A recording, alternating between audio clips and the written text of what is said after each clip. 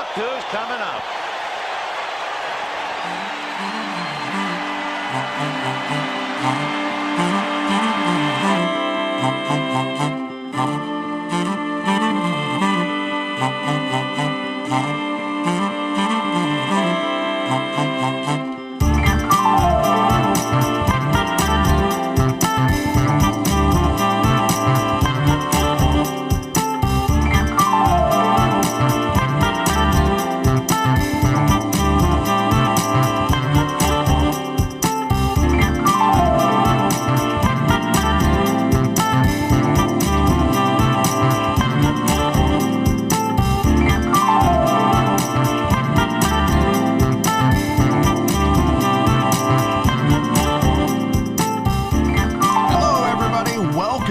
To the midweek hump day edition of Ultimate Fantasy Sports Daily. My name is Dean Millard. It is awesome to have you aboard the show for the next 2 hours, and something rare that we have on this show. We have an entirely open first hour.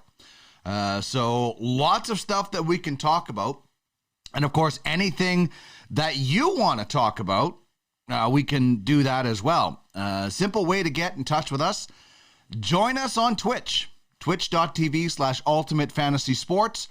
If you're watching it on YouTube, thank you very much. Or listening to our podcast, thank you very much. You can get the show on YouTube, Ultimate Fantasy Sports Network. Same for audio podcasts, Ultimate Fantasy Sports Network. But the easiest way to chime in and dictate what you want to see in the show is by joining us on Twitch. You can also chime in at Duck Millard on Twitter. I'll check that throughout the show, and you can get us at Ultimate or at UFS Network as well. So as mentioned, a open first hour.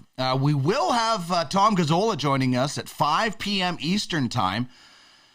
The Oilers host the Canucks tonight, and we've talked to Tom a lot about the Oilers because he does the pre- and post-game show for that team. But what about the Canucks? What about the team they're facing tonight? Do they have what it takes to make the postseason in the Pacific? I'm guessing there's only 3 teams from the Pacific making the playoffs again. Unless something weird happens in the Central, I think there's 5 teams from the Central making it.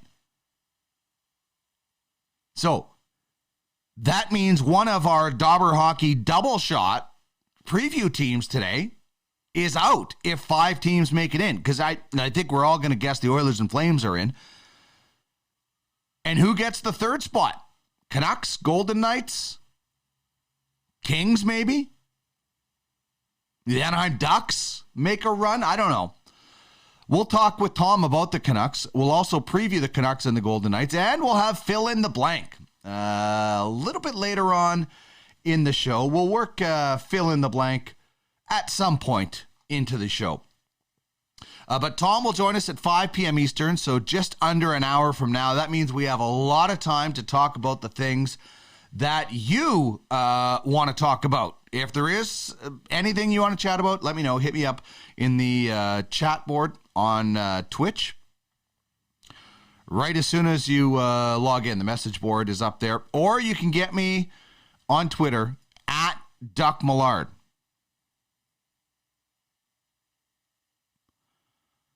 You can also reach us at Ultimate Fantasy Sports Network. That is at UFS Network.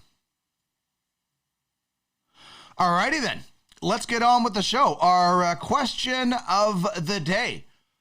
Who is the first head coach to get fired in the NHL this year? Who do you think the first coach in the NHL to get the axe will be? This is not a fun thing to do. Jamie Thomas talked about it the other day. He wasn't particularly proud of predicting that Matt Rule would be the first coach fired in the NFL. But unfortunately, this is what we do. You know how many times people wanted me to get fired from TSN 1260 because I didn't agree with their takes? So anyway, I'm looking at the Washington Capitals. And I hope this doesn't happen because my fantasy goalie in my big league, UFHL, is Darcy Kemper. We made a deal for him last year, knowing he'd be a free agent. We were happy when he signed in Washington. I'm concerned about some injuries and the age. So we'll see what happens. But that's my guess is Peter Laviolette in Washington. If things go off the rails quickly for the Capitals, there could be a switch there. And you imagine they bring Barry Trotz back? After everything that happened, you bring Barry Trotz back because he's waiting in the wings. Like, I think every NHL team that fires their coach first is looking at Barry Trotz, or maybe even have talked to Barry Trotz already and say, hey, if things get off to a bad start, do you want to come and work for us? I wouldn't doubt it. I would not doubt that those conversations have maybe happened already.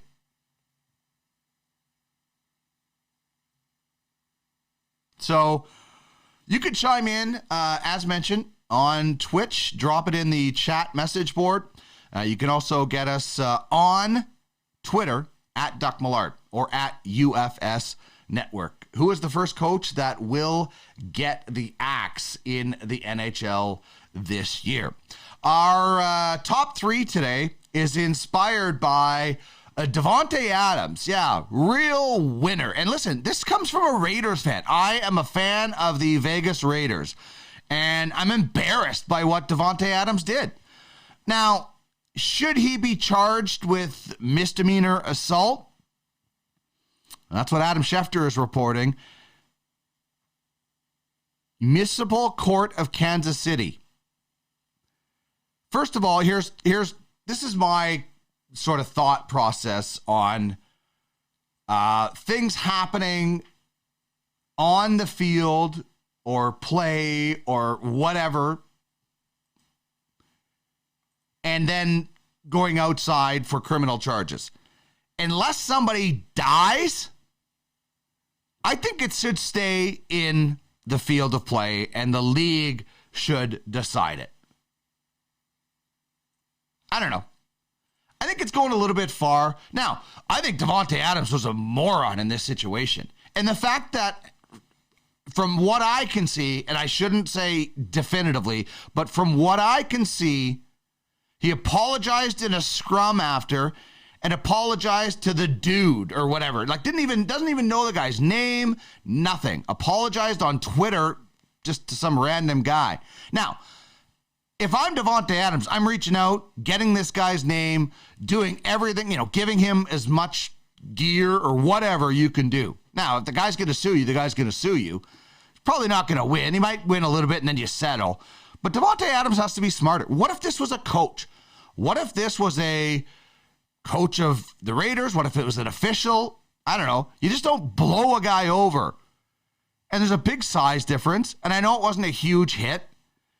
Like, it was worse than Dennis Rodman. And look at the thing the drama that followed that. So I think this was a dumb move by Devonte Adams. I think he should be fined, suspended by the NFL. Sure. I'm a Raiders fan. I'd be fine with it because it was a dumb move. I don't think he needs to be charged with misdemeanor assault. I think that's going a little too far, in my opinion. Child, please. So definitely some sort of punishment needs to be handed out. Should it go to the courts? I don't think so. What do you think? What do you think of this Devonte Adams being charged with misdemeanor assault? Well, what it did is it inspired our top three today. And Devonte Adams, whether you want to call what he did a meltdown or not, he pushed a guy that was just a camera guy after being pissed off because they lost. That's a meltdown. I'm sorry. There's degrees of meltdowns, but that's a meltdown. You're pushing somebody that leads to charges, whether I agree with them or not. It's a meltdown. So that's our top three athlete meltdowns. And I'm going back for my first two. This athlete meltdown, Jim Everett, and I wish I would have had time to pull the clip out, but it happened not on the field, not in a stadium. It happened in a studio with Jim Rome. And a lot of people think it was staged, but Jim Rome kept calling him Chris Everett. And Jim Everett said, call me that one more time. I dare you to. He did, and then he attacked him. As a meltdown. John McEnroe, just pick any of them. He was the poster child for meltdowns in the 80s. So you just got to Google John McEnroe meltdown. You will be there. It'll be a rabbit hole that you will enjoy going down. For anybody that, is not, I guess I would say anybody who is like 25 or under. And Tuukka Rask, while you're at that, look up Tuukka Rask and the freak show he had while he was with Providence, the Bruins farm team. He threw everything on the ice. It was spectacular. So, Jim Everett gets it because it was classic. It was in the studio, and people don't know if it was real or not. Tuukka Rask, absolute awesome. Athlete meltdown. So top 3 athlete meltdowns today on the program. Chime in with yours. Tony says, happy hump day, Dean. Thank you very much. It's fun midweek. Great day. We've got playoff baseball coming up that we'll get to in a second. Speaking of playoff baseball and athlete meltdowns, how about this? Randy Johnson is an accredited photographer with the NFL. I'm serious. Larry Fisher first sent this to me today. I thought that was just a lookalike. I thought, oh, that's funny. That guy looks like Randy Johnson. No, dude, this guy has an actual photography company. And the best part is his logo. Remember he demolished that pigeon? He also pushed a camera guy in New York. After he signed with the Yankees for that brief time, he shoved a camera guy in when they were walking down. But there he is at an NFL game. There's his logo. That's brilliant. The big unit. Randy Johnson Photography. Good. Thanks to a good friend Larry Fisher for pointing that out. That is so hilarious. The Haunch says Ty Domi in the penalty box. Yeah, you know what? In all honesty, I give Ty Domi a lot of credit for that. Like, I thought Ty Domi was actually quite calm in that situation. Don't you? Like, I think it was actually quite calm Ty Domi. Yanked that guy in. He could have throttled that guy. But he showed some pretty good resistance. So, top 3 athlete meltdowns today on the program. We will jump back and forth with all of this throughout the show. We'll also have fill in the blank a little bit later on. But the Major League Baseball playoffs continue today. I'm watching the replay right now of that Dodgers-Padres game last night. Some weird games yesterday in Major League Baseball. Like some crazy comebacks that we'll touch on in a bit. But the Yankees lead their series 1-0. The Astros comeback we'll tell you about. We left the show yesterday saying, what kind of comeback do the Astros have in store? Well, one for the ages. The Dodgers lead the Padres 1-0. And the Phillies, as we told you yesterday, surprising the Braves. And they'll try and do it again today. This game is coming your way in 15 to 20 minutes time. I love playoff baseball. It literally is awesome. Like day games, they're the best. This is going to be an interesting one here for the Phillies. I mean, they won yesterday, and then today they have their ace in Zach Wheeler going. He was really good against the Cardinals in the wild card, 6 1/3 innings, just gave up 2 hits, no earned runs, struck out 4. The righty is going to be tough to beat. Like, this could be a really interesting. Now, the Braves are throwing a pretty dominant guy as well. Kyle Wright, 21-5 this year. He also was pretty good against the Phillies, 15 strikeouts in 19 contests. The Phillies are going to need Zach Wheeler to at least go what he did against the Cardinals. They need him to go at least 6 because they use 6 relievers in game 1 to win the game. Now, you do everything you can to win the game, but they had the big lead and they went through 6 relievers. Now, a lot of them only pitched 1 inning, so they could be available again today for a little bit. But they'll need Zach Wheeler to be able to deal today. And in pair of righties going at it.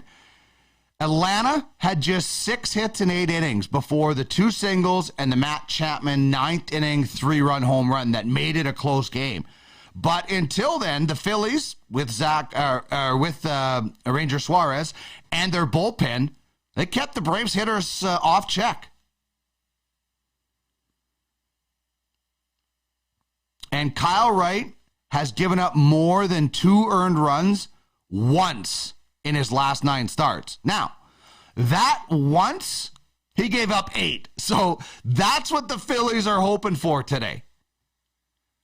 To get the 1 out of 9 Kyle Wright, not the guy who has given up 2 earned runs or less in 8 of those 9 starts. Who you got today? Phillies, Braves, game number 2. I gotta think the Braves are gonna tie this up. I'm betting if I'm putting money down, I'm doing it at BetUS. Go into my link in Twitter at Duck Millard. Go to my bio. Click the link in the bio. Get your 125% bonus. Put some money down on the Braves to even up this series today. It gets underway in about 15 minutes, 17 minutes time. We'll keep you up to date on this game as it goes minute by minute. So that's the one National League game. It's all National League today. Later on tonight, we will have the Padres and the Dodgers, game number 2. Interesting pitching matchup, former teammates for one brief postseason. Yu Darvish going up against Clayton Kershaw. I don't remember the last time Clayton Kershaw didn't start a series for the Dodgers, but Julio Urias was really good last night. And the Dodgers, they held off the Padres. Even though the Padres mounted a minor comeback, I wouldn't even call it much of a comeback. Don't call it a comeback. They've been here for years. It was 5-3, but I didn't ever feel the Dodgers were ever not in control of that game.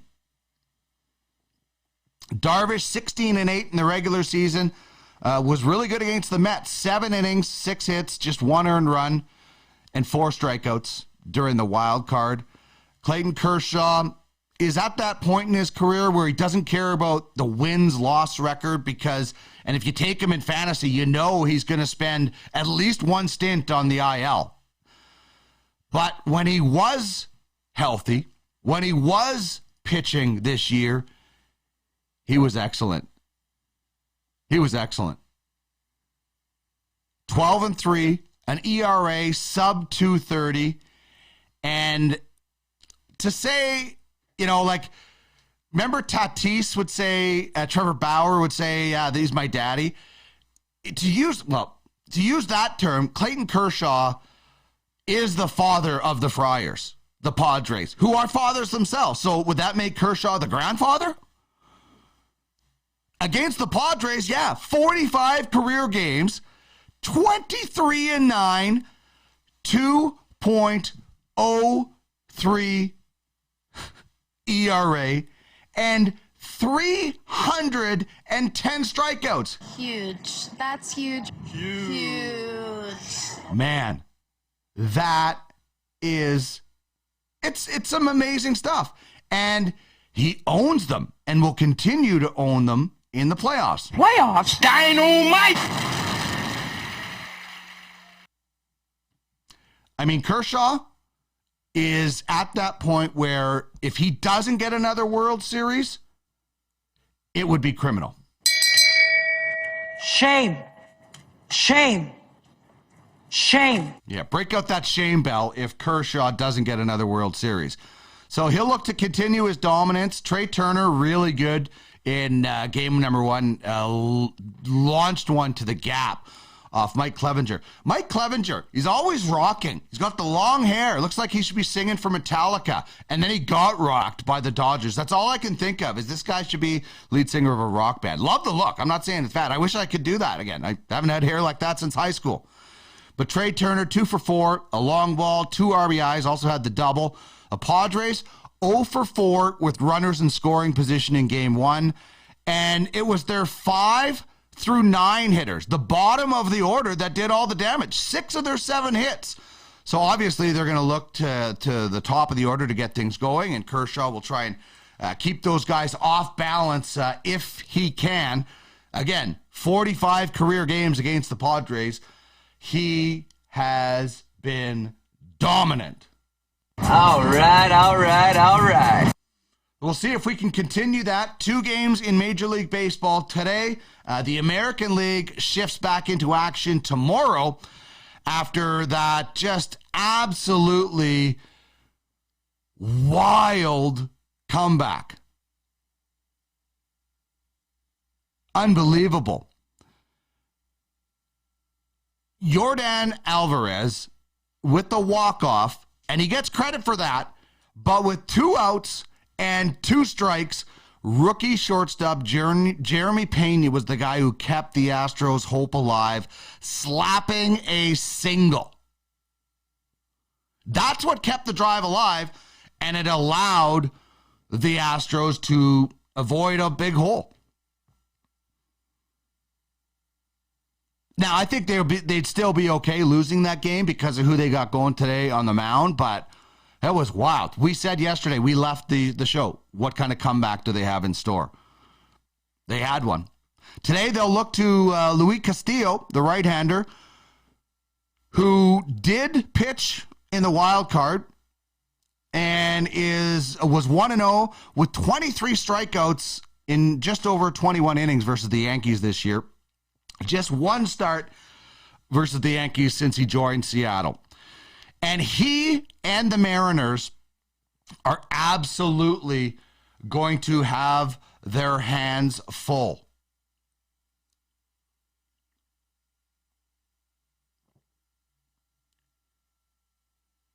This Framber Valdez had 25 straight quality starts from April 25th to September 18th, including 2 complete games. Now, if you don't know what a quality start is, it's a statistic that's actually used in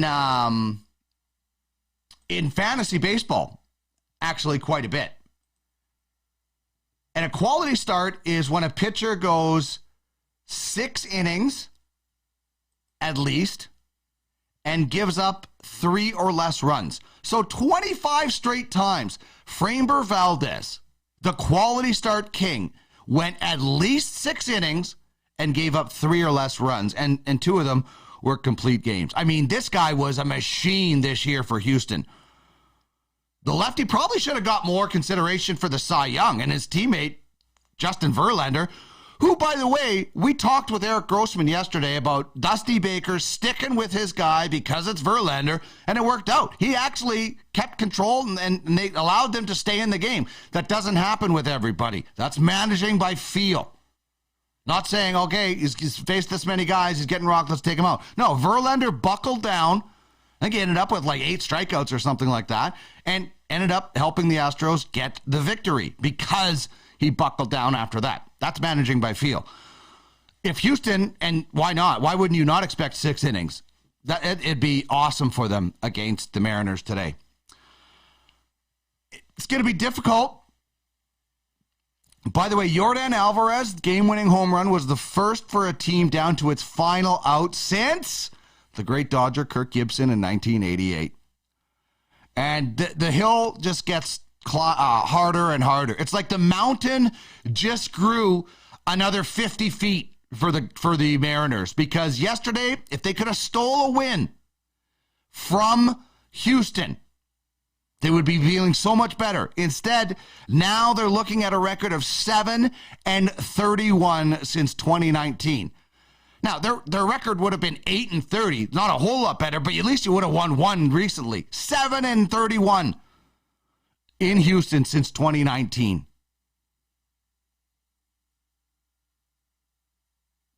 I don't know. I listen, Houston or Seattle had their fun, rightfully so. They danced, they enjoyed it. You know, what's the Costner line all the time? Cocky and arrogant, even when you're losing. Yeah, that is, the Mariners are going to be that, and that's fine. I love it. I think teams should always be as cocky as you can. You're going to get bit for it, but hey, you do you, Mariners, and you know, whether it's, I think karma is something, but I think you got to sell. I don't believe in celebrating like you won a championship when you won one series or even made the playoffs, but you win in an 8-1 fashion to win the series. You dance all you want on the field. They won't be dancing in Houston. They will not be dancing in Houston. I think now the Mariners are going to be facing a 2-0 series deficit because Framber Valdez is going to be lights out in this game on Thursday. That goes at 3:37 p.m. Eastern. The nightcap on Thursday as the American League takes over, 7:37 p.m. Whoo, doggy, this is going to be a fun pitching matchup. The righty versus the lefty. Shane Bieber gave up just one earned run, striking out 8 in 7 2/3 in the wild card round. Really good in the regular season for the Guardians. Up against Nestor the Destroyer, the left-hander, 12-4, an ERA sub 250. 14 strikeouts in 12 1/3 innings versus Cleveland in 2 starts this year. And in game 1, the bullpens were great. The Dolphins are also optimistic that Tyreek Hill's foot will allow him to play. The question I have is it going to matter? Like, I have Tyreek Hill in fantasy. I might not start him because Skylar Thompson is the quarterback. Teddy Bridgewater and Tua both in concussion protocol. So I don't know. Oh, I'm seeing this now. The start time between the Braves and the Phillies has been delayed by weather.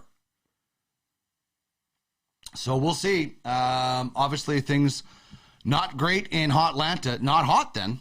Although it could be steamy. So we'll see what happens with this when this one gets underway. It's a Fox broadcast. So you got A-Rod, Poppy, Frank Thomas on the desk talking about it during the rain delay. So anyway, I'm not sure if Tyreek Hill is actually that good of an option. We'll ask Andy McNamara. That'll be a question we'll ask Andy tomorrow when we do ask Andy. JP says, per Braves Twitter, for fans with tickets to today's game, gates will open at 3 p.m. All food and non-alcoholic beverages will be discounted 50% until first pitch. Oh, Big Poppy's playing the weatherman on Fox right now. That's pretty nice. How cool is that? I think it's Atlanta. The Falcons have some of the most ridiculously cheap concession prices. And now the Braves saying, hey, it's not very nice. We know that. The gates will be open early and come get half price on food. Brilliant move. Get everybody at the game so they don't say, I'm not going to go now. That is smart marketing, and it's a good move. I really wish I would have seen, be able to hear what Big Poppy was doing with the weather. Yeah, and you know, there are other stadiums in Edmonton. Concessions are really high. That's the owner's prerogative. It's their prerogative, but it is really nice to see that the organization, the Braves, doing that. Atlanta letting the fans come in for 50%. So that game is delayed. Perfect. Gives us some time to chat about running backs for week 6. And the top running backs heading into week 6. Look at that guy, Saquan Barkley. He was number 2 last week. now projected to take on the Baltimore Ravens and put up almost 29 points. This is half PPR, by the way. So, Barkley, is he the best? Is he the number one running back in the NFL right now? In daily fantasy, are you going with Saquon Barkley this week over Nick Chubb, who has been pretty much all season the number one running back? So Barkley will take on a Baltimore team that obviously the lion's share of the attention goes to Lamar Jackson. But this used to be a team that was built on defense. 70 yards and a touchdown. And he also, Barkley, caught 6 targets for 36 yards. The Ravens allowing 15, almost 15 and a half fantasy points per game to running backs. So that's a little bit lower than what he is projected, but Saquon Barkley is on a roll. 78 yards in week 5. Coming off a dip where he had only 49, but he's had 2 games in the 70s, 1 in the 60s, 1 in the 50s, 1 just below 50. He only has 1 rushing touchdown. Oh, sorry, no, I'm reading those. These are the running backs. I apologize. These are the running backs against Baltimore this year. Only 1 rushing touchdown. Against those odds, I think Saquon bucks the trend, and I think he will be a positive start and be able to get you close to 20 points. It is a good matchup for Barkley. That's what I'm going to tell you. Nick Chubb, number 2, taking on New England. Just over 17 points. The Patriots are allowing less than 14 points per game to running backs. And they have yet to give up a touchdown to anybody this year, and including holding Chase Edmonds to 25 yards and Najee Harris to less than 50 yards. Aaron Jones of Green Bay is the only running back to score 100 yards. So it's not the greatest matchup for Nick Chubb, but it's Nick Chubb. And, you're not benching him. Austin Eckler, Denver is a good matchup. Just over 16 points. Denver giving up just about 15 points to running backs this year.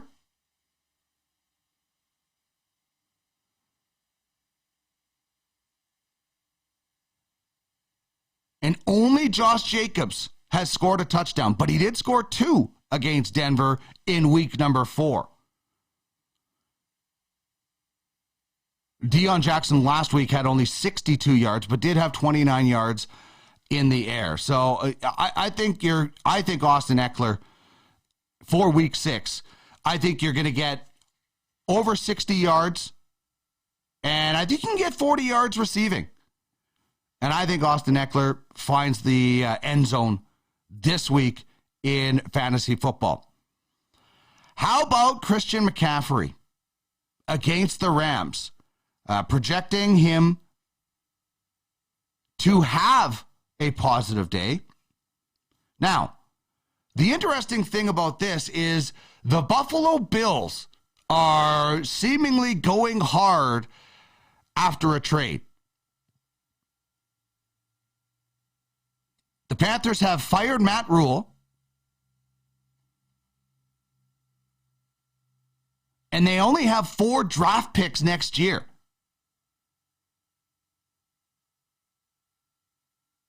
He's played 85% of the snaps. So we're in week 6. Christian McCaffrey, I think, is starting to shed, at least this year, the always injured. Now, he hasn't been always productive this year. He's only had 2 games where he's put up 100 yards.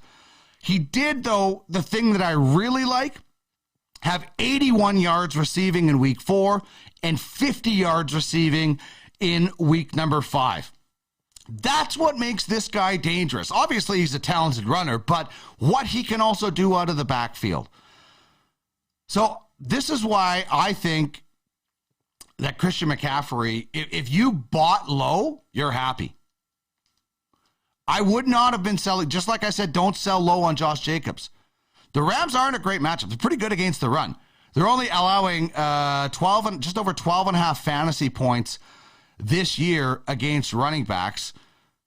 They have given up a touchdown to a running back in the last 2 weeks, one each to Jeff Wilson and Tony Pollard. So maybe there's a little crack going on there, and you can see Christian McCaffrey. I think Christian McCaffrey is probably going to score at least one touchdown this weekend, maybe two. And Leonard Fournette sneaking into the top 5 with a matchup against Pittsburgh, who just got torn up last week. And the Steelers are giving up 18 and a half fantasy points. The Steelers have given up a touchdown in every game except the first game. Now, they've only given up 100 yards once, but they are giving up rushing touchdowns. So Leonard Fournette should be able to reach the end zone this weekend. Even though Leonard Fournette hasn't exactly been stellar. When you come up with a negative 3-yard game on 3 carries, it hasn't been a great year. He did have a good week on the opening week, 127 yards.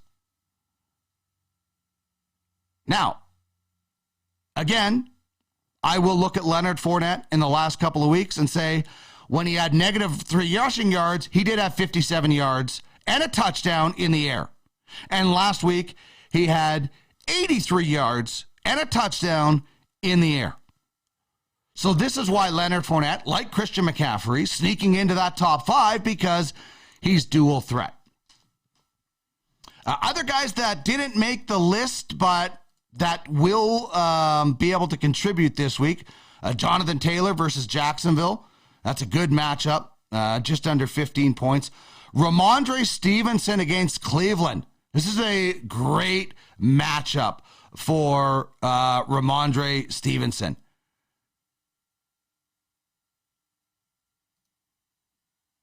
The Browns are allowing almost 25 fantasy points per game to running backs. That's insane. So we'll see if Ramondre Stevenson can continue to be the darling so far of the waiver wire. Pretty impressive stuff when it comes to running backs. So those are the top 5 running backs when it comes to week number 6. Saquon Barkley, I think he's going to stay around that top all season long. JP says Mostert looks like a decent play this week. Wrong page. Yeah, what do we got? Where we got Raheem? Geez, he's way down the list. He's the 21st ranked running back. It is a good matchup against Minnesota, but he is the 21st running back. Now, the Vikings give up a lot on the ground. When you look at touchdowns, they're averaging at least a touchdown a game.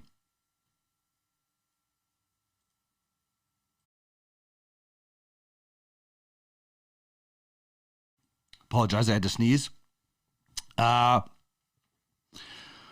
not giving up the most yards, the Vikings aren't, but they are giving up a boatload of touchdowns. 5 touchdowns through 5 weeks. So you're right, Raheem Mostert could be a really good start this week against the Minnesota Vikings. All right, let's check out some receivers for this week in the National Football League. Again, these are half PPR numbers and projections, and this list is pretty predictable. Like if you would have said to me These are going to be the top 5 receivers 5 weeks into the season. I'd have been like, yeah, that looks pretty good. I don't know. Are you going to argue with a whole lot on this list? Carolina is a good matchup for Cooper Kupp and the Rams this week. He has been in the top 6 in 4 of 5 of his games, and the Panthers D is 14th ranked in the NFL when it comes to defending wide receivers, giving up an average of 19.6 points per game, and Cooper Kupp projected to get just under that at 18.9 points. Only one receiver, Chris Olave, who's a stud, has gone over 100 yards, and only 2 touchdowns given up by Carolina. But this is a team that is absolutely reeling right now, and there's no reason to think that Kupp, other than the fact that their quarterback is turning the ball over a lot, isn't going to feast. He's still going to get plenty of targets this week. And then you've got Stephon Diggs against KC. 16.9 points projected against a Kansas City team that is giving up a lot. Like you're getting, if your receiver is playing Kansas City, even if you have a number 2, a number 3 guy, it's worth it. 25 fantasy points a game.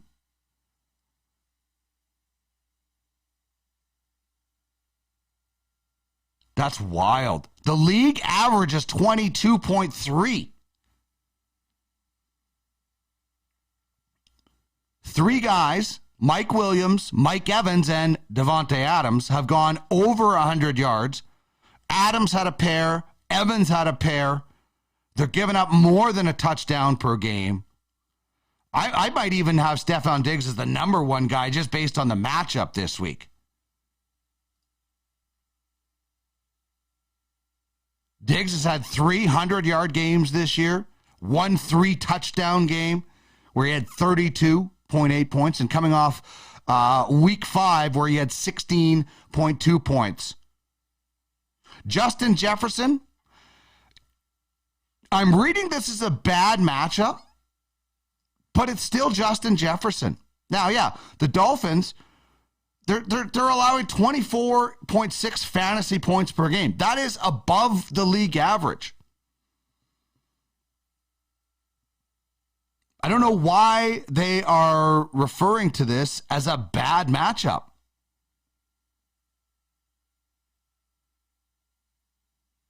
Two guys have gone over 100 yards, 3 touchdowns in 5 games.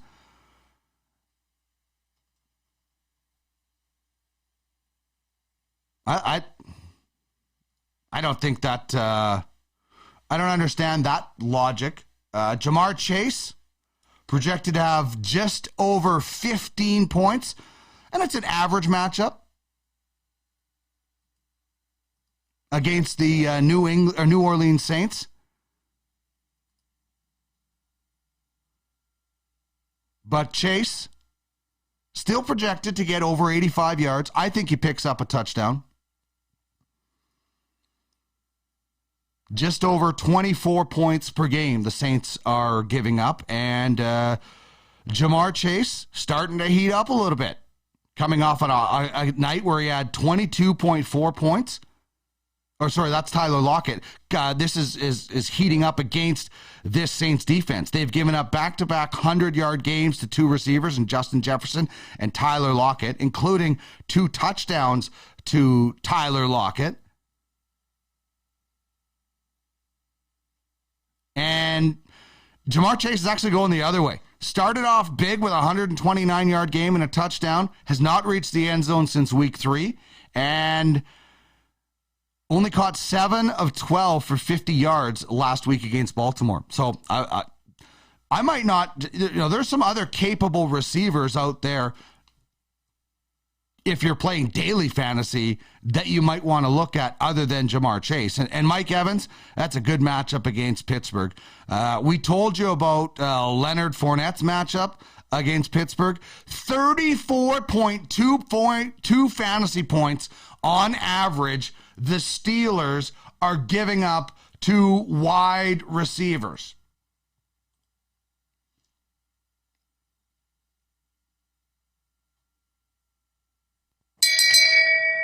Shame. Shame.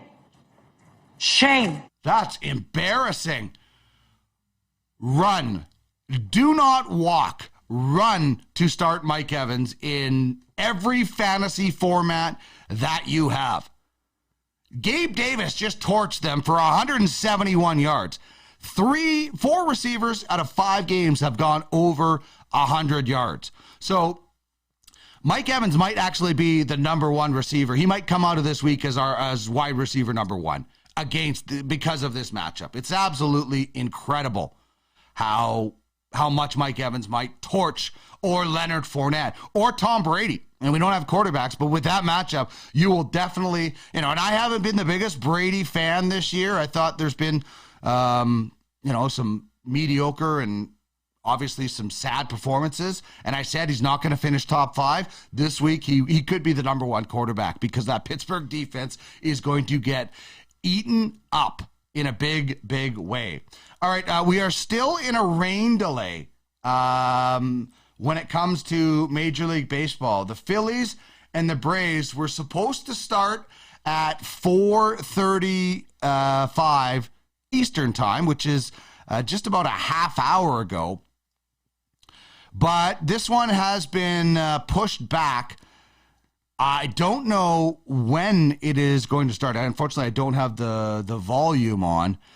Just says it is in a weather delay. So if anybody does know, if you are watching and you know when the game is going to get back in action, please drop it in the Twitch chat and we can get it out there. But this is the matchups today. It's an all National League day. If we get the matchup in Atlanta, Philadelphia versus Atlanta. The Braves leading that series 1-0. Or the Phillies, leading that series 1-0. And the Dodgers lead the series against the Padres 1-0. And that one is slated to get underway tonight at 8:37 p.m. Wow, what a night it's going to be. The Oilers playing at 8 p.m., 6 or 7 games on in the NHL. We'll have 2 later baseball games now because the start time being pushed back.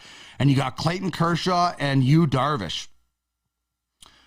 This is going to be awesome. The Dodgers, they looked like all business yesterday. Did not look rusty, in my opinion, at all.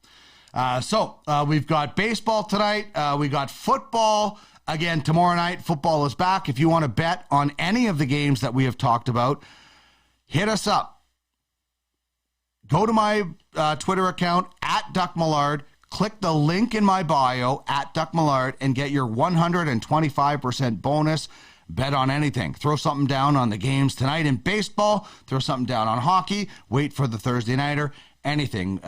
Throw it down. Get 125% bonus when you use the link in my bio. By the way, JP says from Braves Twitter, weather update, there will be another weather call around 6 p.m., but current forecast suggests starting the game around 7:30 to 7:45. We will continue to update as we hear. Thank you so much, JP, for helping us out here on the show and chiming in with that notification. So there you go. You're going to have 2 night games in baseball, a whole whack of hockey games.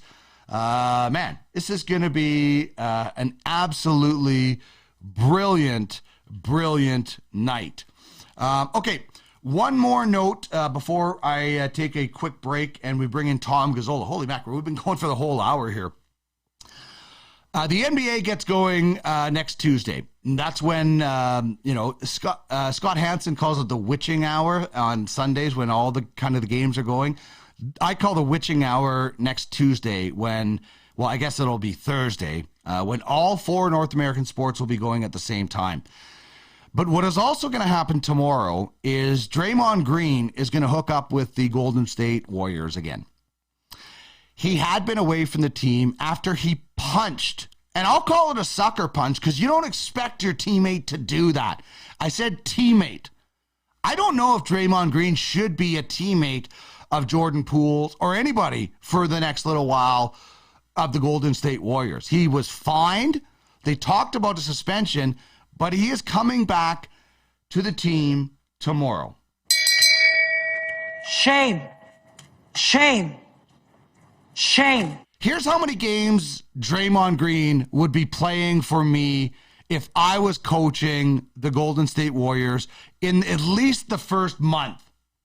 0.0. That was terrible. That was chicken bleep. And we don't swear on this show because we like to keep it clean, okay? That's what we like to do. We like to keep it clean. What are we?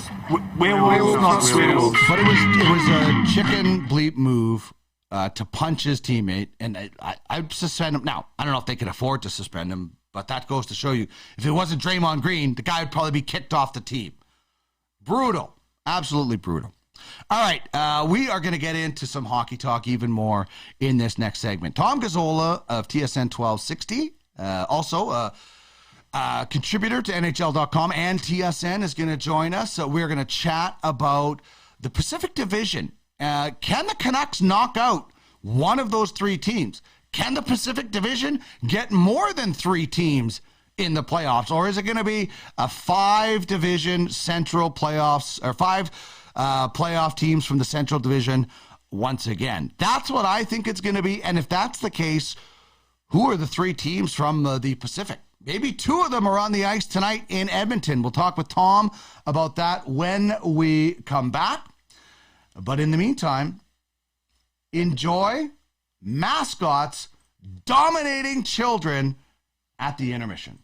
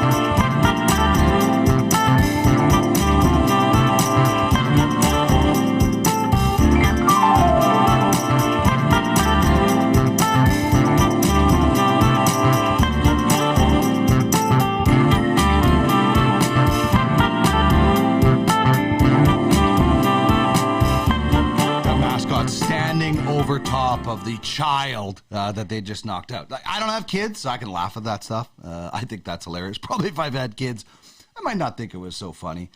I've been a mascot briefly one time when I was at RDTV. I did a mascot thing. Never again would I put a mascot suit on. It's not fun. All the credit in the world to those mascots, because they take abuse. Like they take abuse, and they're people too, just like kickers. Just like kickers are people, mascots are people too.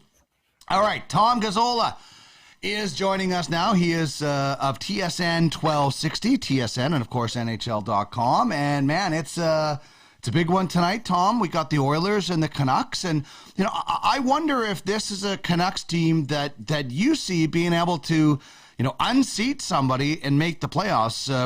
Bruce Boudreau took them very close last year. Do you see this Canucks team being able to unseat somebody in the Pacific? First of all, do you think there'll be more than 3 teams in the playoffs for the Pacific, and do you think the Canucks can be one of them? Dino, first of all, welcome to my bedroom. The Jason Gregor show is happening in my living room. So Jason Strudwick rolled in, and I've been relegated to my own room. So I apologize. Struddy kicked you out? Like, why isn't Struddy in the bedroom? Well, Struddy and Gregor's already doing his show. He's an hour in. Struddy just got here. They're so both I was like, there. They're both there. So I'm just like, I stuck it to my own room, and I'm here doing the show. So I wouldn't miss it for the world. And here we are. So anyway, to get to your question, I think the Canucks are in tough, to be honest with you, in this Pacific Division, because I don't think they're getting past Edmonton. I don't think they're getting past Calgary. I think that the LA Kings are going to have another solid year. I think that might be an upstart team in the Pacific. And then the Vegas Golden Knights, if they get some goaltending, they could be in the mix as well. And Vancouver, they do have some really nice pieces. They truly do. If Elias Pettersson is having a great season, if Brock Besser with his hand injury and the surgery he had, if he heals up and he's good to go, he's going to be good to go tonight against the Oilers. If he has a good season and Horvat is solid as he usually is, and JT Miller can be a 100-point guy or somewhere around there again, that might put them close, especially if they're getting the goaltending from Demko, but they're going to have to clean up their penalty kill, which was almost historically bad last season, finished 29th, and then they're going to need a lot of power plays, which was really good in the top 10 for them last year. They're the type of team that's going to have to muck and grind games to win, and I think they might get into some trouble because of their back end, especially if you're missing guys like Tyler Myers, who isn't going to play tonight. I think this is a team that, probably is excited about the season, and there's hype around Bruce Boudreau and a lot of elements to like, but I don't know. I look at the roster and I go, this might be a team that is closer to being on the cusp of making the postseason, but not quite getting there. And I still think LA is a better team, Edmonton, Calgary, and maybe even the Vegas Golden Knights. So the Canucks would probably be the cutoff point of a team like Anaheim, San Jose. I think all those teams are just rebuilding, et cetera, et cetera. Yeah. And obviously Arizona be bad for Bedard. So do you think, I think this is the Central Division's 5. I don't know if it'll be the same 5 in the past, but I think something really bad has to happen in the Central for them not to get 5 in. I think it's the toughest, hardest division, and I think the Cup's going to go through there again this year. It very well could. I mean, Minnesota looks like they've regrouped just nicely. I know that there was some cap issues that Bill Guerin and his crew needed to deal with, and I think they got through it okay. The Blues, there's no reason to believe that they're not going to be half decent again, and the Avs are the Avs, obviously, and Nashville and Dallas seem to have a decent thing going, although I found it interesting that Dallas decided to make a coaching change. Same with the Golden Knights. I guess you can make that argument as well. But, yeah, if you're in the Central Division, you have to like your chances of making the postseason.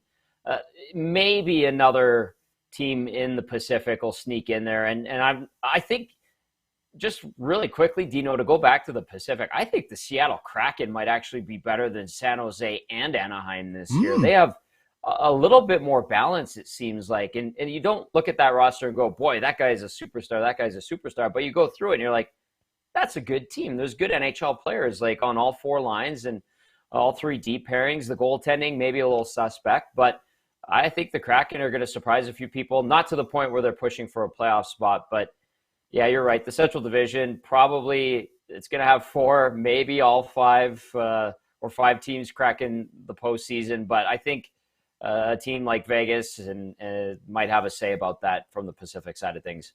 Well, to your Seattle point, they certainly played much more button-down defensive style, and you're building down the middle. You're going to have who's the Shane Wright, and Matty Beniers. Yep. So you've got real strength down the middle. You've got some veterans there. So actually, I like that. I like Seattle surpassing San Jose. Maybe and Anaheim is kind of on the rise, but still not there yet. When you look at Vegas, the reason they made that coaching change, I fully think, is because they looked at their goaltending situation and said, Robin Lehner is going to be out for the year.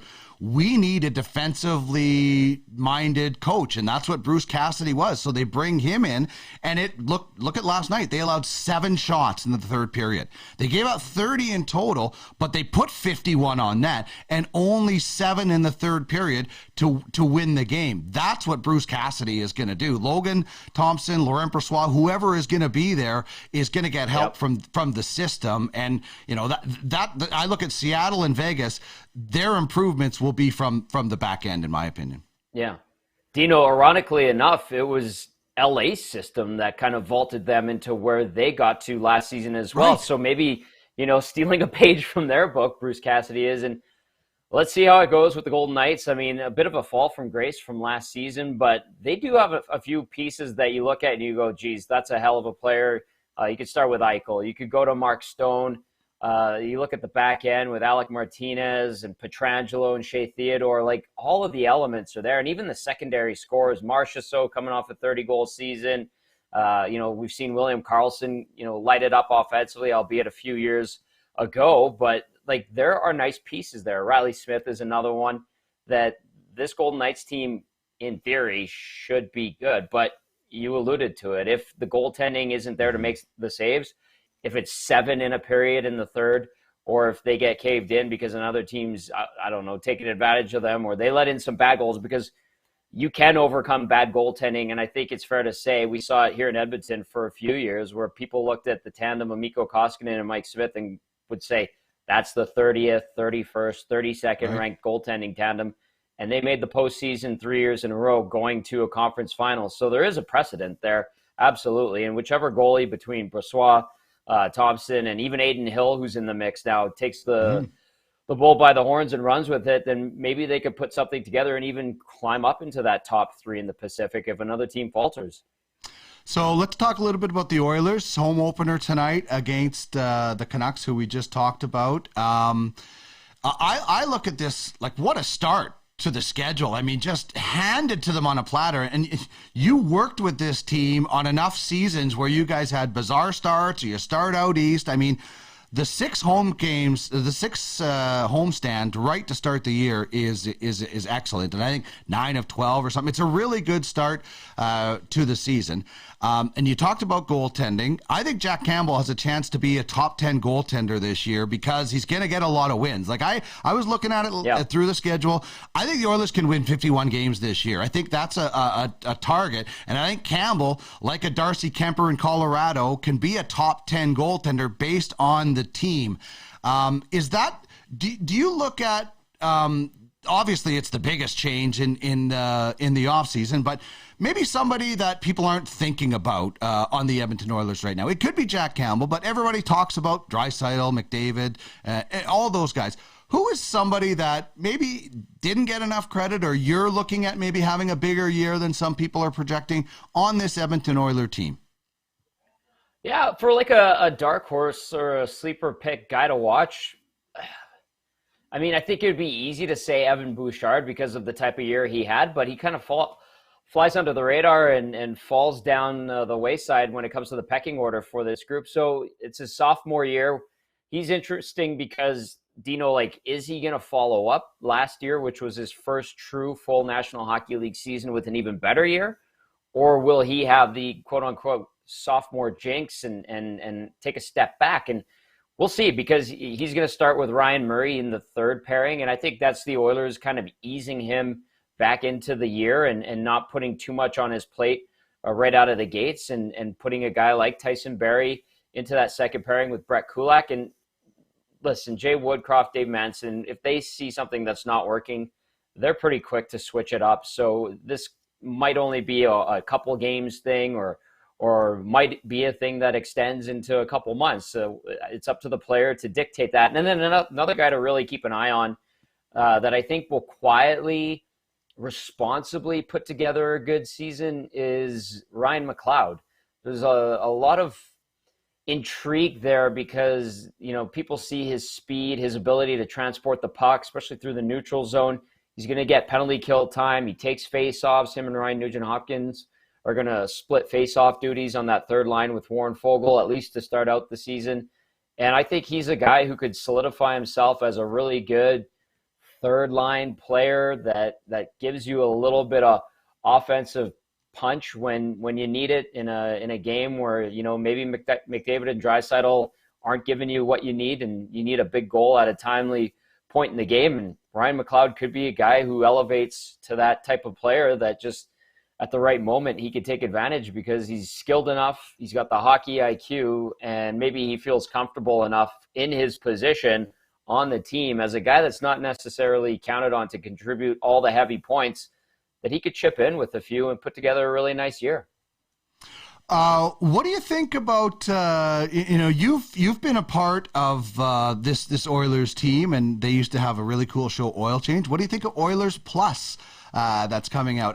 I love any kind of behind-the-scenes access. I think it's great. I thought NFL Films was the king of that, taking us down on the field in the very beginning. So I love any kind of behind-the-scenes stuff. You know, you got to live behind the scenes with the Oilers. But what do you think of Oilers Plus, and what do you think it'll be like for Oiler fans? Do you think it'll be like Oil Change?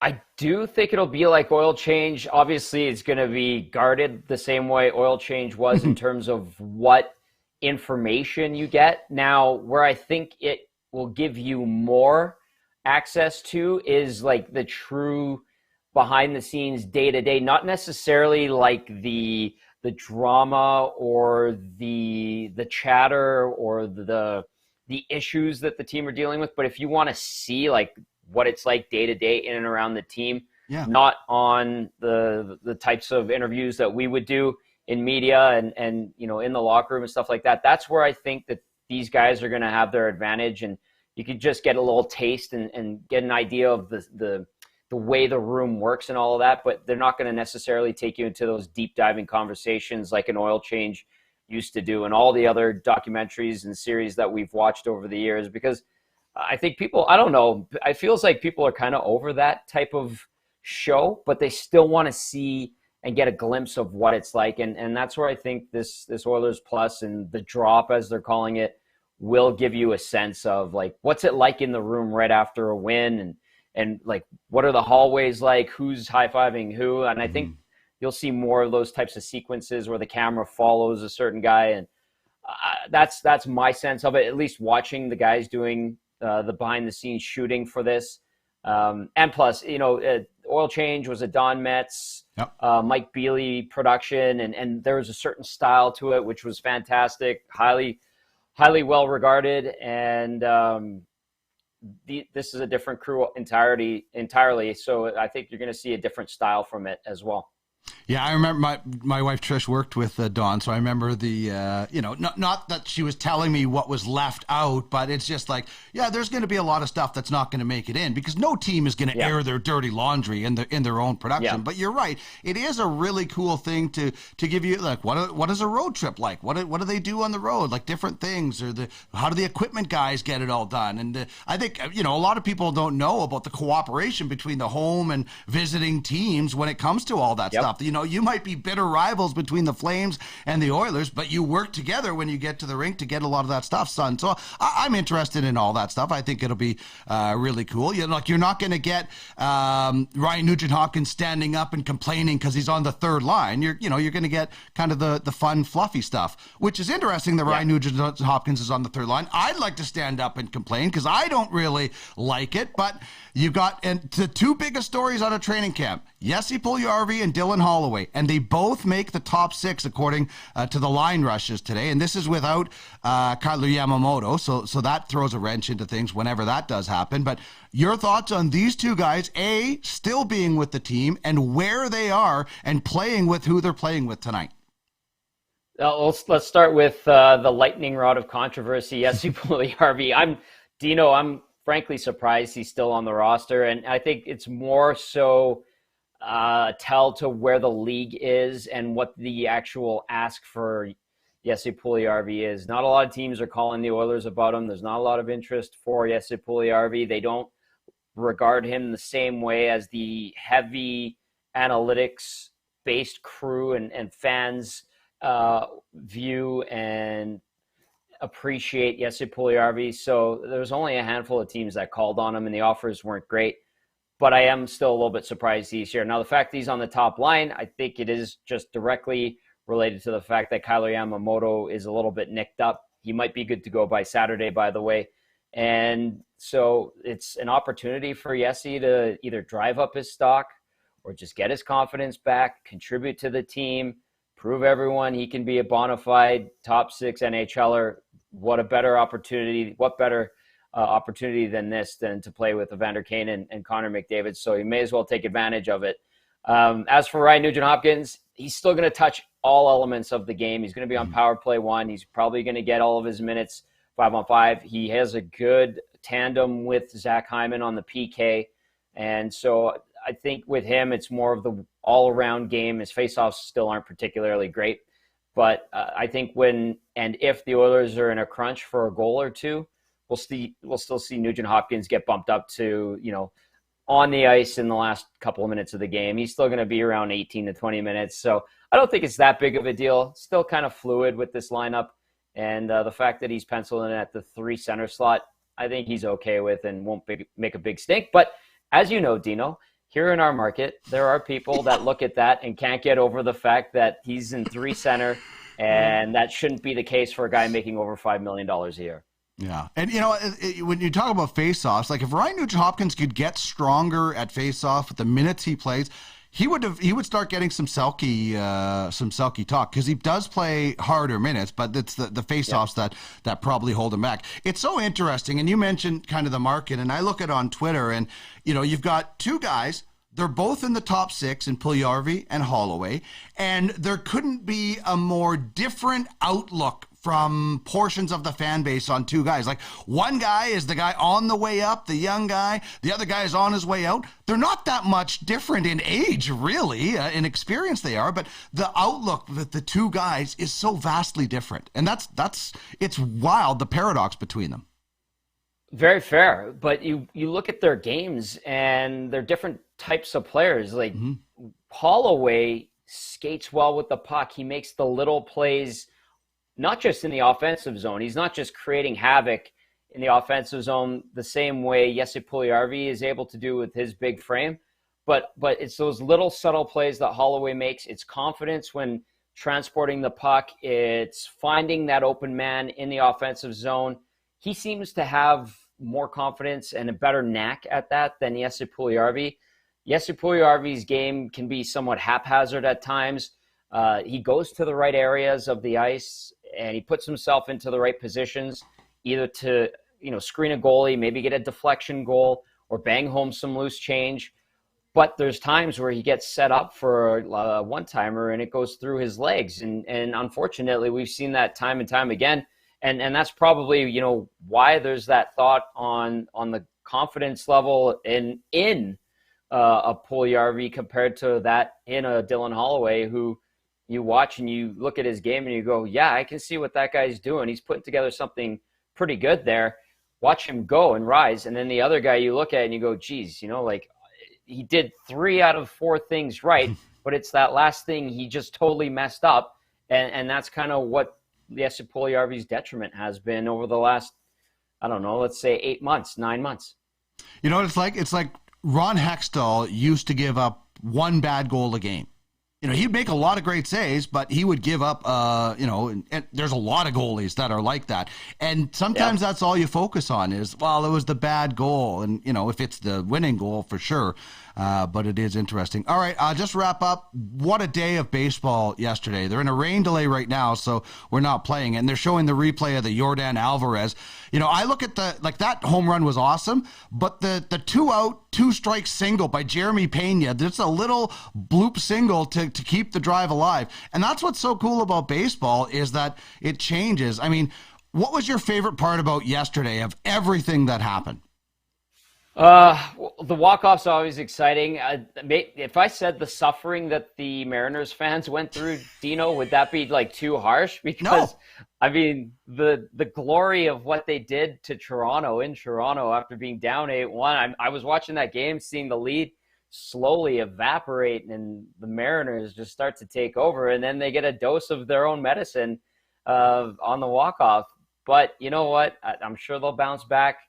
But I think that whole paradox and ironic kind of twist is the one you look at and you go, that's what's special about baseball in October is the magic that it creates. And good on the Dodgers against the Padres last night. The rain coming down late in the game. I feel like that's going to be an interesting series to keep an eye on as well.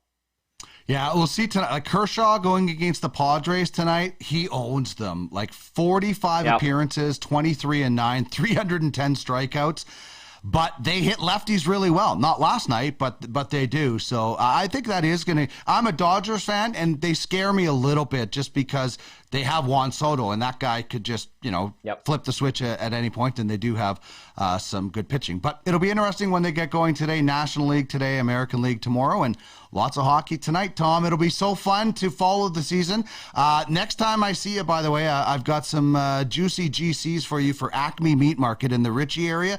Best butcher shop in Edmonton. Let me tell you, I had some ribeyes from Corey Meyer the other day, and they were so good. We got our turkey from there. So I'm gonna, I want you to be able to eat. So I'm gonna give you gift cards for some beautiful steaks or whatever you want for joining the show with me all the time. I really appreciate it. Enjoy the game tonight. Dino, always a pleasure, and I'm looking forward to that meet, buddy. I'm a carnivore through and through. All right. Take care. There is Tom Gazzola. He'll have the pre- and the post-game show tonight on TSN 1260. Oilers, Canucks. I'm guessing it's a 90 or a 60-minute. It used to be a 90-minute when they were 8 o'clock games. But then after the game, throw it right on there. Get your thoughts on with Tom. He's probably much more gentle with the listeners than I ever was, which is why he is probably still there.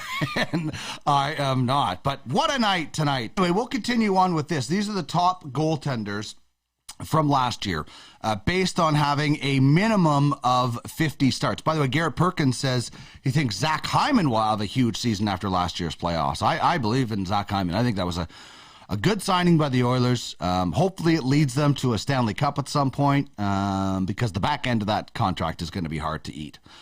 But last year, Igor Shesterkin came out with the best save percentage, the lowest goals against average, and started 52 games. That's why he's on top.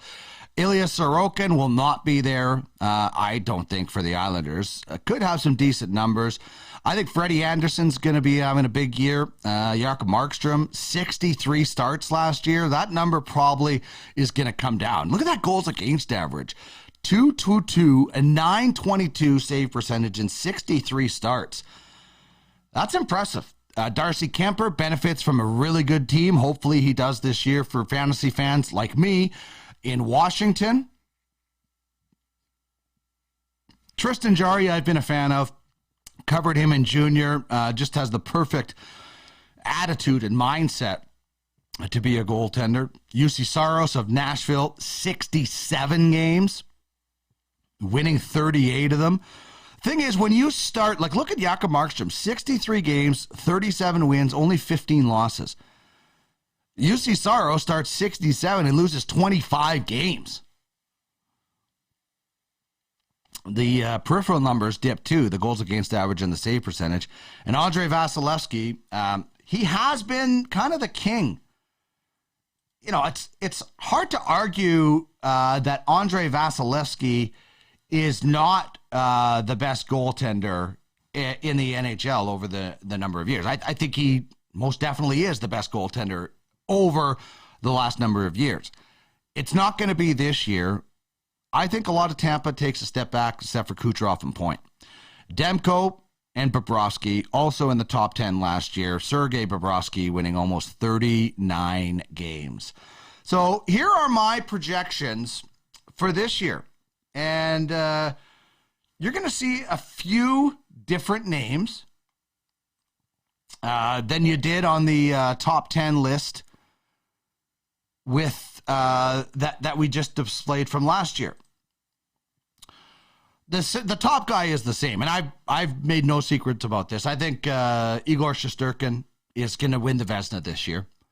I think the Rangers are going to win the Stanley Cup. 55 games is what I have them starting, and I have them winning 40, sparkling 211 goals against average and a 940 save percentage. Now, a while back, when I was doing the Pipeline show, Guy Flaming and I came up with sort of a system for, you know, comparing a goaltender's accomplishment with a forward's. And basically we say if you have a 940 save percentage, it's like a 50-goal season. So I'm giving Igor a 50-goal season for a goaltender, 941 save percentage. Right behind him, Freddie Anderson in Carolina. It's going to be a fun team to watch. I think they could battle the team that I think is going to win the Cup, the Rangers, in the conference final. Again, I think Tampa takes a step back, so we'll see. Freddie Anderson, 39 wins, good numbers again for Carolina. Jakob Markstrom, this is where I said I don't think he can play 63 games again. So I got him down to 56, which is a healthy number for a starting goaltender. You should spend at least 50 games, if not more, in net to be a number one goaltender. That's why we set the limit, minimum 50 starts. 33 wins for Markstrom, good numbers for goals against average and a save percentage above 920. Thatcher Demko, they're going to ride this guy as much as they can. 64 starts for Demko. Still, I think he has a great season. We'll get some consideration for the Vezina with a save percentage around 920, playing that many games. Tristan Jarry, again, Pittsburgh, 31 wins, perennial playoff team, 265, 918. Pretty decent numbers. You'd take those in fantasy. UC Saros will have another heavy workload. Not quite as many games, but still, you play that many, you start losing games, but still good numbers of save percentage over 922, I think. Andre Vasilevski, and while I still think Tampa Bay is going to falter, they're not going to fall off a cliff, and Vasilevski's still a top 10 goaltender.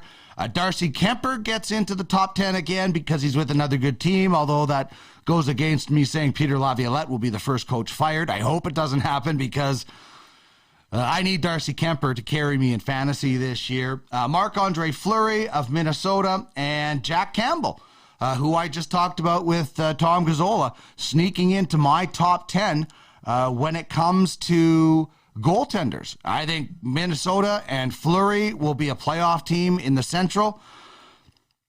And I think Marc-Andre Fleury, looks, with these projections, looks like he can play for a few more years. And Jack Campbell, the reason he's number 10 is I'm hoping he gets to 51 games, but he played a career high 47 in Toronto last year. So he's never played at least 50 games. If he can get there, I think the Oilers are going to win enough games that he can sneak into this top 10 for sure. What do you think of my rankings for the top 10 goalies 2022-2023? Just trying to think of who didn't make my list. Sergei Bobrovsky didn't make the list. And Ilya Sorokin, the guy who was number 2 last year, did not make my list of top 10 goalies last year based on a minimum of 50 starts.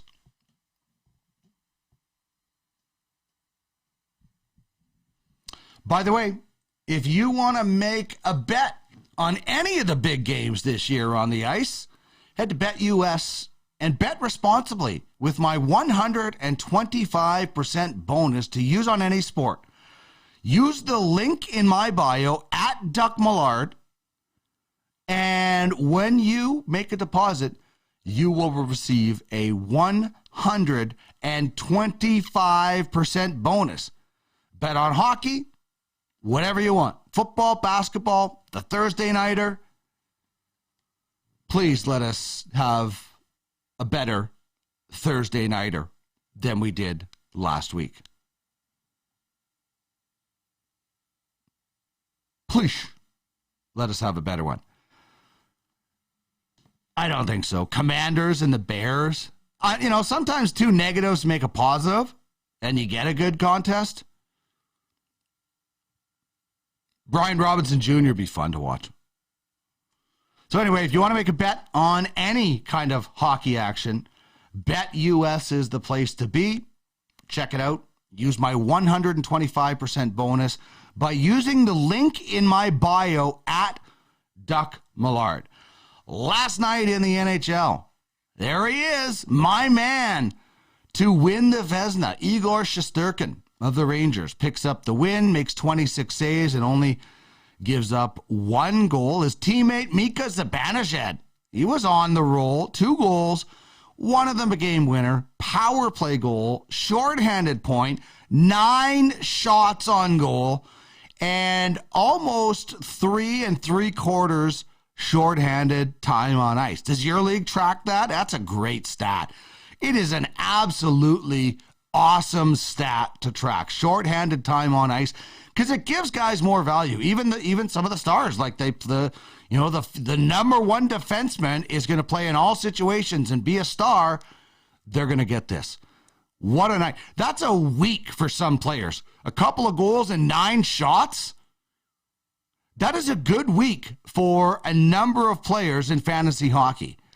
So Mika leading the charge for the Rangers in a victory last night over the defending Stanley Cup champion Tampa Bay Lightning. It's a good game, 3-1. That MSG sounds so loud. Braden Point, Nikita Kucherov, Steven Stamkos were the offensive drivers for the Lightning. Like Alex Killorn played over 5 minutes of shorthanded time last night. That's going to get you some points in some leagues that have it. Victor Hedman only played 41 seconds of shorthanded time. Whereas you look at the Rangers, the Breadman, Artemi Panarin got it going, Chris Kreider, they both had 1 assist each. Barclay Goodrow picks up a goal. Carpenter with an assist, and Zibanejad doing the damage. Jacob Trouba jumping down on the power play, trying to bang stuff in. He had 1 assist. So did Ryan Lindgren and Keandre Miller. But Shesterkin was the big man on campus last night for the Rangers. Also last night, Logan Thompson for the Vegas Golden Knights. We just talked about this with Tom Gazzola. The reason the Vegas Golden Knights hired Bruce Cassidy, as Mike Amato told you last week, is his defensive game. What happened last night? The Golden Knights gave up 7 shots in the third period. They put up 51 in total, and they attacked. They attacked all night long. 20 shots in the third period. So the Kings jumped out to a lead. Vegas fights back. How about Jack Eichel getting the first of what I think is going to be 50+? And then Mark Stone, the GWG, former Wheat King, gets the win for his GM, a former Wheat King, Kelly McCrimmon. But you know what? Logan Thompson, 27 saves. Did give up 3 goals, but 27 saves and only faced 7 shots in the third period. That's the new Vegas Golden Knights. Button down, don't give up a lot. Alex Pietrangelo, the big wheel, the big nut on the blue line for the Golden Knights. 2 helpers, 2 shots on goal, 3 hits, a block shot, and almost 3 minutes of shorthanded time. 2 minutes and 51 seconds of shorthanded time. It was a good game last night. It was a good night to actually watch some real hockey. Not preseason, not practice. Not preseason, not practice. We're talking about an actual game that we watched last night.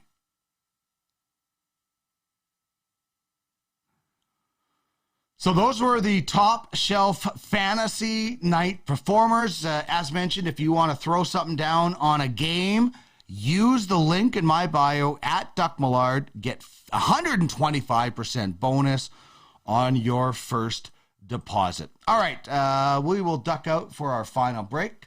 Come back in a second and look ahead to some games tonight, especially Major League Baseball, and the schedule in the National Hockey League. This is Ultimate Fantasy Sports Daily. We're back in a second.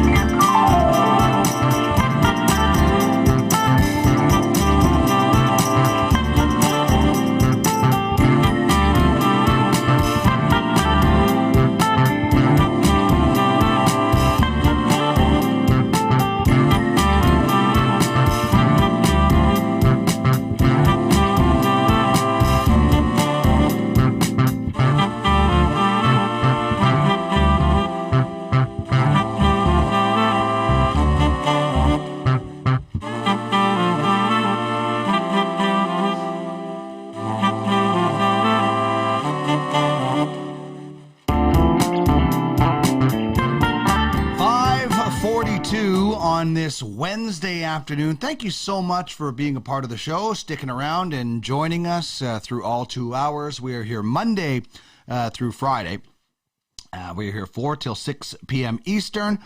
Don't forget, we have Ultimate Fantasy Football with Andy McNamara, 11 a.m. on Sundays, right here on twitch.tv/Ultimate Fantasy Sports. Get your last-second questions in before the deadline.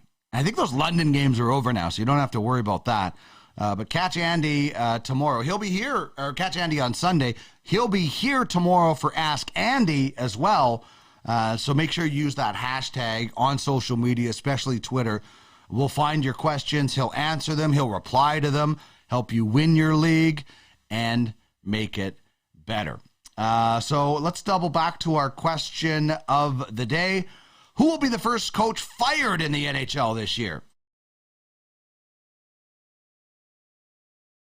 We know it's going to be Barry Trotz. It's probably the first coach hired, but who will he be replacing? I think it's Pierre Laviolette in Washington, which would be quite ironic if Barry Trotz ended up back in Washington.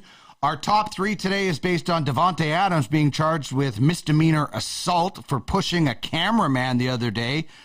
It wasn't the worst thing, but it was a dumb thing to do by Devonte Adams, and I am a Raiders fan. Just, you know what? I don't care if you're upset.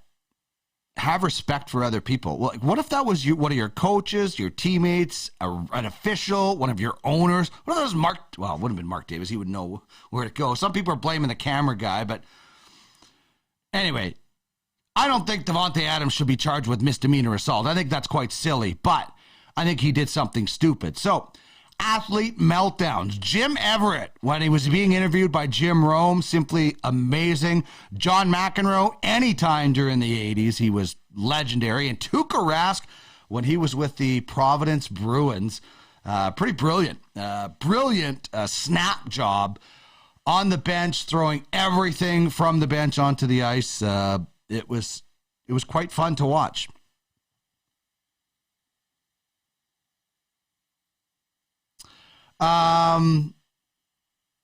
Speaking of sort of meltdowns, Randy Johnson had one with a camera guy and a pigeon. And ironically, those two things are now tied together. He pushed a camera guy in New York when he signed with the Yankees, and the guy was following him on the street. And he destroyed a pigeon one time while pitching. And now he has Randy Johnson Photography. And isn't that the greatest logo of all time? The pigeon getting destroyed by the ball. Literally, I thought that when Larry Fisher, my good friend, sent this to me, I thought it was a joke and it was a lookalike. But seriously, Randy Johnson is an accredited photographer for NFL games. Like, he has his own company. It's brilliant. I guess he did photography in college before he became the big unit. So that is a brilliant logo. I'm sure PETA is not happy with it, but kind of a athlete meltdown a couple of different times. Love it. Love the big unit. I don't love this. This game is in a rain delay. And they're saying it's not going to get underway until maybe 7:30 local time in Atlanta, which I believe is Central Time. Correct me if anybody watching. You can tell me what time zone Atlanta's in. But the Phillies will try to take a 2-0 lead on Atlanta. And how is this weather going to impact things for Kyle Wright? Pretty good against the Phillies this year. 15 strikeouts in 19 innings. Zach Wheeler going for the Phils. He was dynamite in the wild card round versus the Cardinals. 6-2, 2 hits, no earned runs. The Phillies are going to need, as I said, Zach Wheeler to go deep because they used 6 relievers yesterday. They're going to need some deep innings, at least what he did in the wild card, in my opinion, for the Phillies to have a chance against Kyle Wright. If Zach Wheeler and company and the bullpen, when they get into it, can do what they did yesterday, they'll love it, because the Braves had just 6 hits in the 8 innings before a couple of singles and the Matt Chapman home run in the 9th inning, 3-run homer. Wright has given up more than 2 earned runs only once in the last 9 starts. When that happened, he gave up 8. So that's what obviously the Phillies are hoping for. I don't like the Phillies' chances in this one unless the weather plays a major role. I expect the Braves will tie this up whenever they do get this game underway. Not exactly sure when this game is going to start. Looking like 7-ish, 7:30 maybe. Not sure. The Dodgers game is supposed to start at 8:30. Now, there was rain last night in LA, so maybe we will see something like that again. We'll see. Former teammates, Yu Darvish, who was with the Dodgers on a short playoff run. Kershaw and Darvish. Good pitching matchup tonight. Clayton Kershaw has absolutely owned the Padres in 45 career games. He has an ERA of 2.03 and 300 strikeouts. He's also 23-9. That's pure dominance. The Padres do hit lefties well. I can't wait to watch Kershaw tonight. Like 8 p.m., that is going to be one of 8:37. The Oilers will just be getting into their first intermission, and this game will be coming on. I'm set. Trey Turner, really good last night, was the National League battling champion last year, and the Dodgers traded for him. Hopefully they can keep him after this season. And the Padres just stunk 0 for 4 with runners in scoring positions. And it was their bottom half, the 5 through 9 hitters, that did all of the damage last night. Almost all of the damage. 6 of their 7 hits, including the home run. So this comes away at 8:37 Eastern time. So that's 6:37 my time. I don't know what I was thinking. Time zones screw me up sometimes. So that's in a few hours. This game might actually start before that Phillies game gets underway. That's quite interesting. All National League today. The American League will get back at it tomorrow.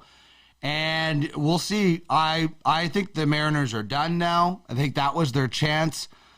They are 7-31 in Houston since 2019. So Luis Castillo was really good against the Yankees this year.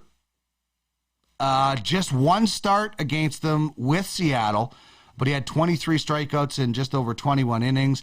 They're up against the quality start king, though. A quality start is at least 6 innings and 3 or less runs. 25 straight times Framber Valdez did that from April 25th to September 18th. Almost the whole season. This guy, like, you're almost automatically getting 6 innings out of this guy and less than 3 runs. So this is why I think Seattle, that was their shot yesterday. They had the big lead. They let Houston back in it. They had Houston 2 outs, 2 strikes. They had Houston down to their final strike, and they still couldn't get it done. Jeremy Pena, a rookie no less. Little chop single that brings up Yordan Alvarez, and he hits the walk-off. Robbie Ray. Again, I don't like when managers go to starters in those situations. You just, like, what confidence does your team now when the Astros walked off last year's Cy Young winner in relief? So the Astros, in my mind, they've won this series already. You know, you weathered the storm with Justin Verlander last year. You got Dusty Baker, who said this is one of the greatest games he's ever been involved with. This is Dusty Baker. Played for the Dodgers in the 80s. He had all those fights with the Yankees. And he's saying that was one of the best games he's ever been a part of. That tells you how good that game was. But he's stuck with Justin Verlander. We talked with this to Eric Grossman yesterday on this show. Verlander was getting knocked around a little bit. Dusty Baker could have easily went and made a change. They did come out and have a conversation. But he stuck with his guy. Verlander weathered the storm and then settled in. I'm trying to find, I think Verlander had finished with 6 or 8 Ks yesterday. You know, he didn't get the win. But that's okay. He kept them alive. So Verlander went 4 innings, gave up 10 hits. Oh, he only struck out 3. But still, he gave up the early stuff. Like the Mariners scored 4 runs in the first 2 innings. They got a guy to third twice in the first 2 innings. But then in the third and the fourth, he gave up 2. He didn't give up like the big one and allowed his team, who had closed within a run, to make the comeback. And I think that just spreads that calmness from Dusty Baker, probably just spread to the rest of the team. They're like, well, he's not panicking and taking Verlander out, so maybe we shouldn't panic and we can probably win this game. I mean, they cheated their way to a title. Why can't they come back? Still, Jim Crane. I don't think it taints it. Whatever, Jim. Bunch of cheaters. So I think the Astros have won this. And the only reason I'm somewhat happy about that is because I want to see the Dodgers crush them in the World Series. And then the Guardians and the Yankees tomorrow night, 7:37. Another good pitching matchup. The lefty Nestor Cortez against the right-hander Shane Bieber, who was really good with 8 strikeouts and on just over 7 2/3 innings. In the wild card, both bullpens were really good. No surprise. The Yankees, 1 to 4 hitters, 1 for 12. Pretty impressive that they won game 1 when their first 4 hitters went 1 for 12. I think Cleveland still has a chance in this series. I'm not writing Cleveland off like I am Seattle. But Bieber's got to win this game for them to go home to Cleveland.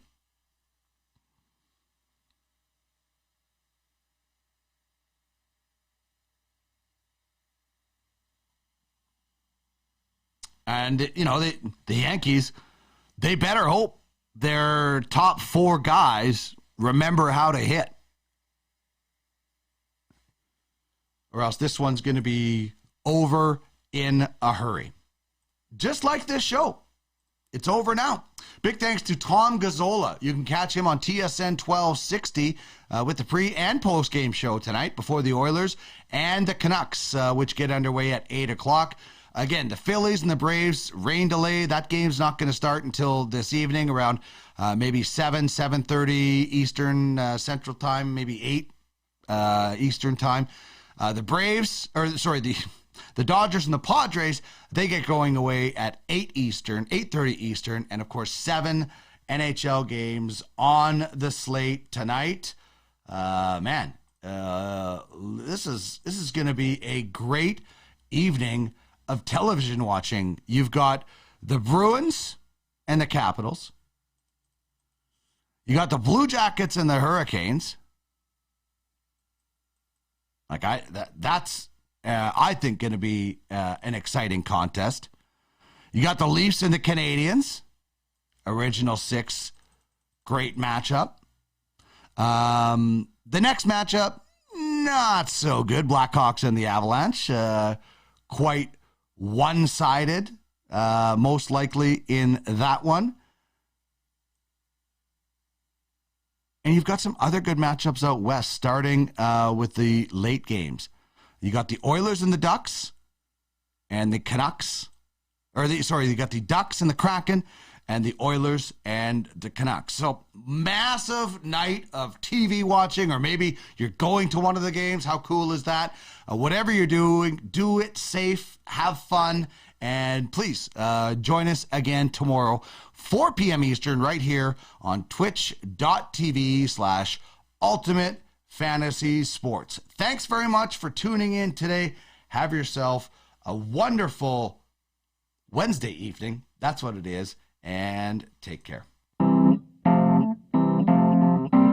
Thanks now. Bye-bye. Bye-bye. Bye-bye. Bye-bye. Bye-bye. Bye-bye.